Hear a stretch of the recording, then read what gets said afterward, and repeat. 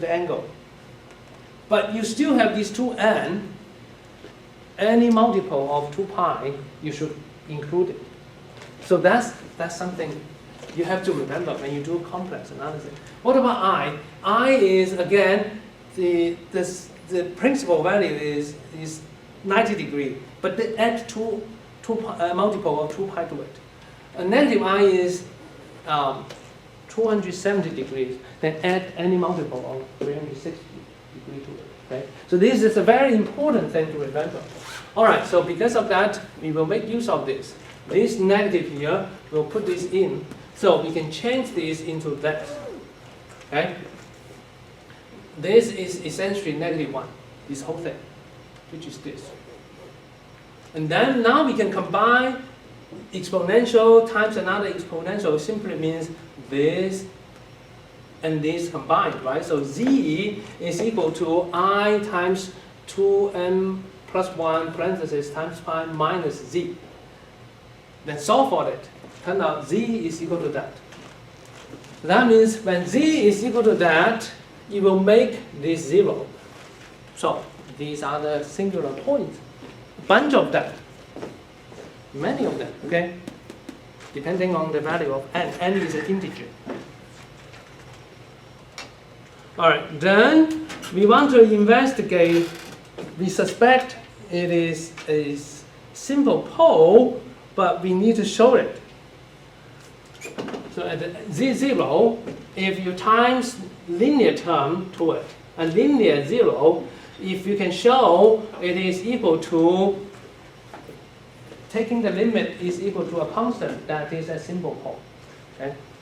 So let's do that. So this times that can be written. This is the 0 that we get from previous slide, right? So it's equal to n plus half pi I, and times this and that. And then in order to do that, we need to use something called the L'Hopital's rule, because both the denominator goes to 0 and this one here, because the denominator obviously goes to 0. We look at the zeros, right? The numerator also goes to 0 because of that term. Okay, so 0 divided by 0 kind of thing. When you take limit, you learn from calculus course, you can do the derivative of the top and the derivative of bottom and see if it gives you a finite ratio. Okay, that's the case here. When you do that, turn out, yes, it gives us a very nice ratio, which is 1. Therefore, if this tends to 1, that means this is a simple pole. The 0 factor is a linear factor, right? Okay, still have about 5 minutes. Let's.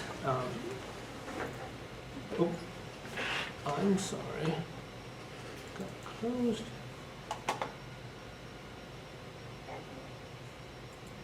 Professor, from the last time, so they were all simple poles, right?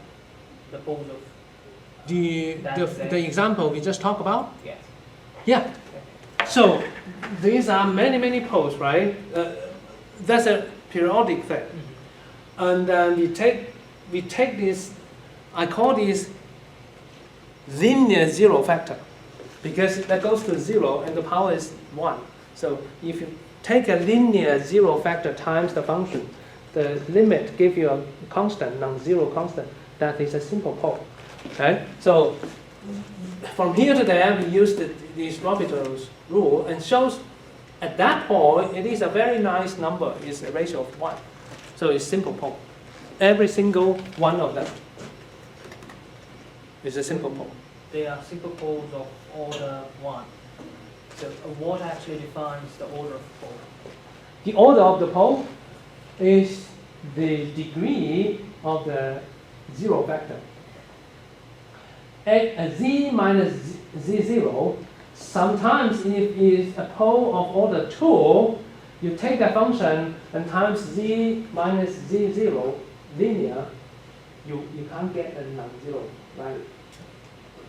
It will be either going to infinite or 0. That won't work. Then you increase the factor to degree 2. So z minus 0 to power 2 and times the function. If that gives you a non-zero factor, that means it's a power of order 2. So it's that power that determines the order is what is here. In this case, because it's linear, so the power is 1, you get that, it's a simple pole.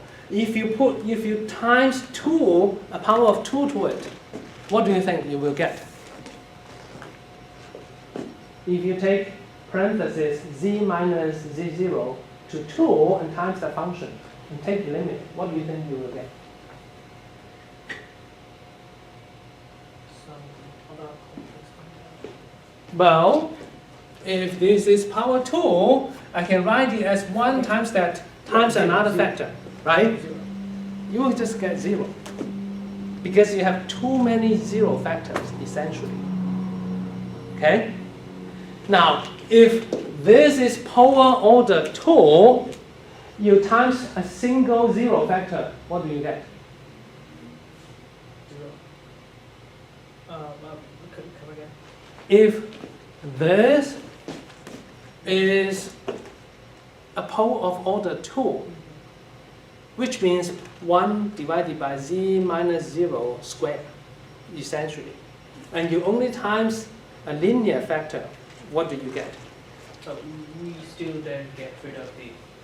You don't get rid of the divide by 0 factor, so you will go to infinity, right? So if the power is not enough, it goes to infinity.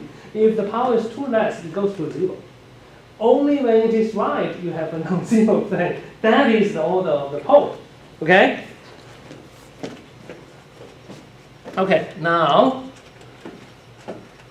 let's talk about another thing. Removable singularity, that's a very simple concept. Like sine x over x. We all know that x equals 0 is removable because at 0, sine x behaves essentially like x. So sine x over x is 1 actually when x tends to 0, right? That's the same with complex function too. So this one, in Taylor series, you can expand it like that, which is 1 minus the rest. When z goes to 0, all these will disappear, only 1 remains. So that's also independent of the way, however z tends to 0. So this is a removable singularity. Okay? So whenever you have a 0 divided by 0 kind of situation, and you take the limit, it exists, and also exist means a finite number, okay? And also it's independent of the direction from which it's approaching to this 0. Then that's a removable singularity. Usually when we have a removable singularity, we just redefine function at that point to be the limit, and that's it. The whole thing is behaving nice and things. So that's nothing. That's very easy to handle. Okay. All right. Now I think I will just talk about this. We have some more slides we need to talk about next time. Okay.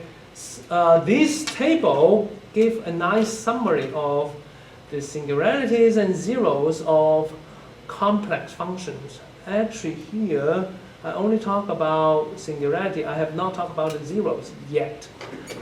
But singularity and zero, they are inverse of each other in a way, okay? All right, first type of singularities. We have isolated, we have non-isolated. For each, we also have this subtype. Removable, that's the easiest to deal with, okay, like this. When z tends to 0, this function actually is 1. Approach is 1. So we just define everything else, the function is equal to that. At 0, that function takes on the value of 1. Then the whole thing is so smooth and no problem, okay? Then we have simple pole if it's isolated. This is a simple pole because the 0 factor is linear, divided by a linear 0 factor. The order is 1, so this is a simple pole. How about pole of order p? It means divide by 0 factor to power n, to power p, okay? So if you have z to power p, when z goes to 0, that factor is a 0 factor, but power p, a degree p. So that means the order of the pole is p. In order to make this behave nicely, when you times the 0 factor, the 0 factor has to carry the power p to cancel this behavior. So if you take z to power p and times that, the z to power p 0 factor will cancel this. Now you have a finite ratio. If the p is larger than that, it goes to 0. If p is less than that, it goes to infinity. So only when p is p, it behave. You have this nice behavior. Okay. Then we also talk about essential singularity is also isolated, but you can never quantify the power to a finite number, like this guy. You can say essential singularity is a pole of order infinity. Okay?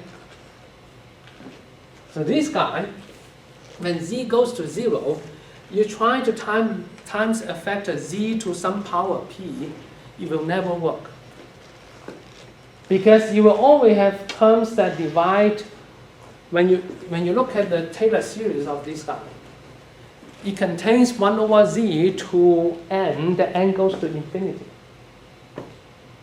So you times a finite 0 factor to whatever power, you will not cancel that. Okay, so this is an essential singularity.